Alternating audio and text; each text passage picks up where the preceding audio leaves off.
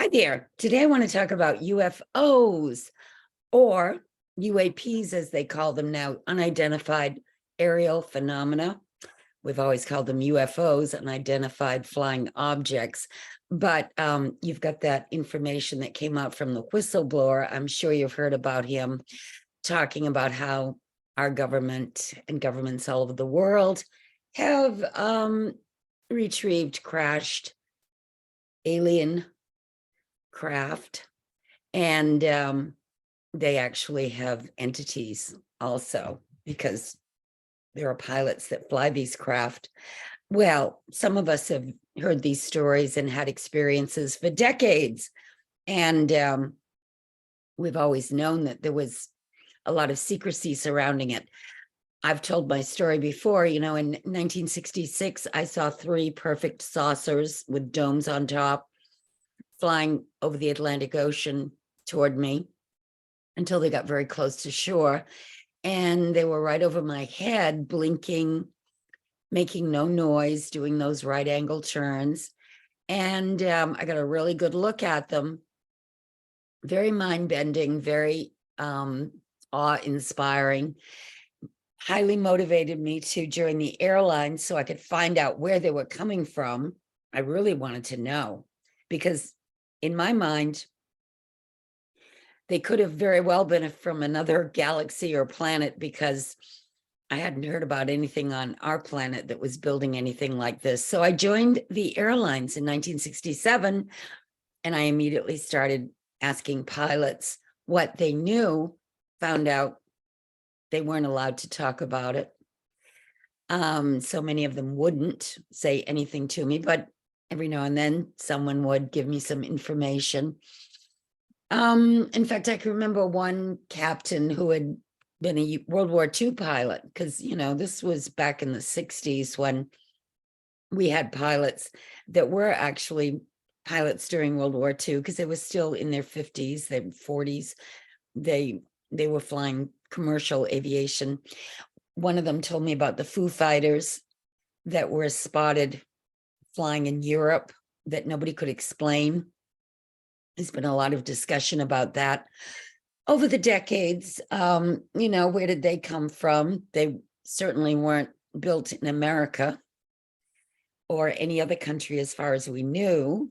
Maybe the Germans built them, but nobody knows for sure where they came from. But pilots were seeing those frequently while they were flying around Europe during World War II. I also had some other information that came to me while I was a flight attendant.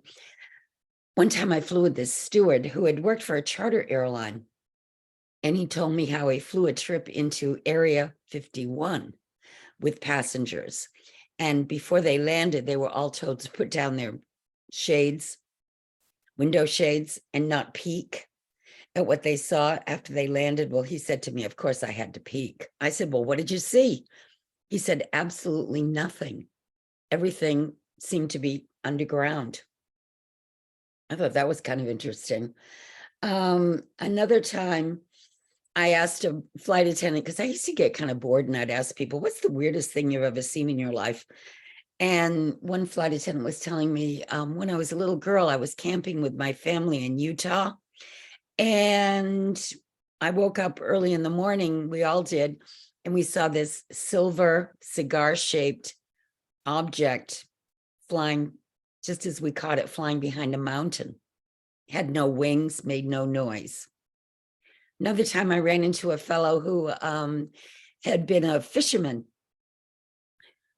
here in New England. They go out fishing for lobsters and cod and swordfish, and it's kind of one of the industries around here that people partake of. And he had been doing that when he was younger.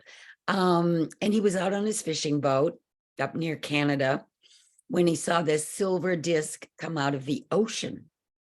And he said that was really mind-blowing. It just lifted right out of the ocean and took off. We have a lot of sightings around here. I live right near the Atlantic Ocean, and we've always had many, many sightings in this neck of the woods. But I've always heard stories about them. I've seen them myself. One time I flew with a captain who said his wife had an entity, a being, show up in her bathroom one morning, very short being. He didn't really describe it to me, but he wanted me to meet his wife because when he heard about my experience with seeing 3 UFOs up close, he just wanted me to, go meet her and have a conversation. So he did. He took me to his house and we talked about, the cover up and the fact that many people were having these experiences, but there was definitely a lot of secrecy surrounding it. Another time I was on an airplane and I was talking to the steward who was working with me, and he said, oh yeah, I had an experience recently where there were all these UFOs visible outside the airplane window, and we just happened to have a news crew on board. So they got their cameras out and they started recording, and they got some, very good recordings of what they were seeing. The crew in the cockpit saw it. The news crew got the video. He said, we landed and we went to our hotel room somewhere in the Midwest. I can't remember exactly where it was. It might have been Detroit, or it was someplace in the Midwest, but they got there in time to turn on the nightly news. And sure enough, there was the video that was taken on the airplane, but it was explained away as some kind of weather balloons, something that wasn't even. He said, I saw with my own eyes how they make up these stories, because that's not what we saw. And it was really strange because I went up to the cockpit and I got into a conversation with the pilots, and the first officer turned around and said, oh, I was on that flight. He just happened to be on that same flight that the steward was on when they videotaped these UFOs. And he confirmed that they all saw these flying objects that they couldn't really identify as anything other than unidentified flying objects. So there have been a ton of sightings. I mean, people in aviation have always known that there's stuff out there that can't be explained. And, we share the stories when we hear things because word travels. So I've always known that there were objects unidentified. And I've heard the stories about the crashes, and, Roswell is one of the most famous cases.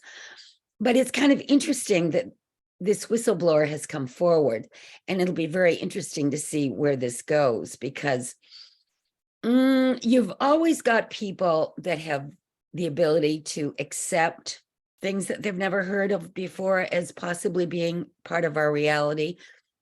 And then you've got the other people who absolutely refuse to step out of their belief system and go into a paradigm shift. So it could cause a lot of interesting things to happen on planet Earth if this information continues to be dribbled out to people. And we'll see what happens. But I just thought I'd share a few of the stories I heard, because this isn't anything new. This has been around for a long time.